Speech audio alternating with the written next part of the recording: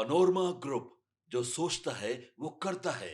आपके अपने सपनों का आशियाना। बिहार में 24 जनवरी को मौसम का मिजाज ठंड और बादलों के बीच बना रहेगा। राज्य के अधिकांश हिस्सों में न्यूनतम तापमान में थोड़ी बढ़ोतरी होने की संभावना है, जबकि अधिकतम तापमान सामान्य से थोड़ा कम रह सकता है। मौसम विभाग की ताजा रिपोर्ट्स के अनुसार पटना, गया, मुंगेर और भागलपुर जैसे प्रमुख शहरों में ठंडी हवा के साथ हल्की धुंध छाए रहने की संभावना है।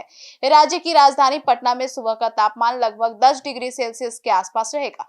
दिन के समय अधिकतम तापमान 23 डिग्री सेल्सियस तक पहुंचने की संभावना है। सुबह के समय हल्की धुंध और कोहरा रह सकता है, इसीलिए वाहन चालकों को विशेष सावधानी बरतने की सलाह दी गई है।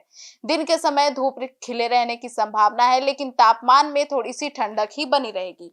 गया और नालंदा जिले में मौसम शुष्क रहेगा, लेकिन हल्की हवाओं के साथ ठंडक बनी रहेगी। इन क्षेत्रों में न्यूनतम तापमान लगभग 10 से 12 डिग्री सेल्सियस के बीच रहेगा। अधिकतम तापमान 22 से 24 डिग्री सेल्सियस के बीच रहने की संभावना है।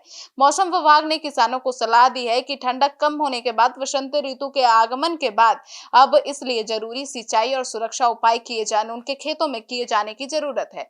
अब मधेपुरा, पूर्णिया और सुपौल जैसे उत्तर बिहार के जिलों में 24 जनवरी को हल्की धूप के साथ आंशिक बादल छाए रहेंगे।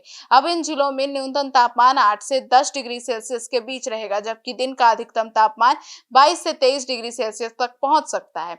अब हल्की हवाओं के साथ दिन भर मौसम ठंडा रहेगा।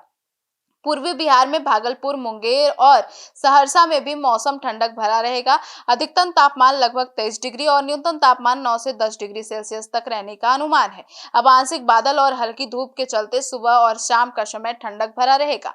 मौसम विभाग ने राज्य के सभी हिस्सों में ठंड के मौसम में स्वास्थ्य का ध्यान रखने की सलाह दी है। बुजुर्ग और बच्चों को विशेष सावधानी बरतने, गर्म कपड़े पहनने और ठंडी हवा में लंबे समय तक बाहर रहने से बचने की सलाह दी है। कुल मिलाकर बिहार का 24 जनवरी का दिन ठंडक भरा, आंशिक बादल और हल्की धूप के साथ रहेगा। सुबह और शाम के समय ठंडक ज्यादा महसूस होगी, जबकि दिन के समय हल्की धूप के साथ तापमान संतुलित रहेगा। Bureau report, city post live.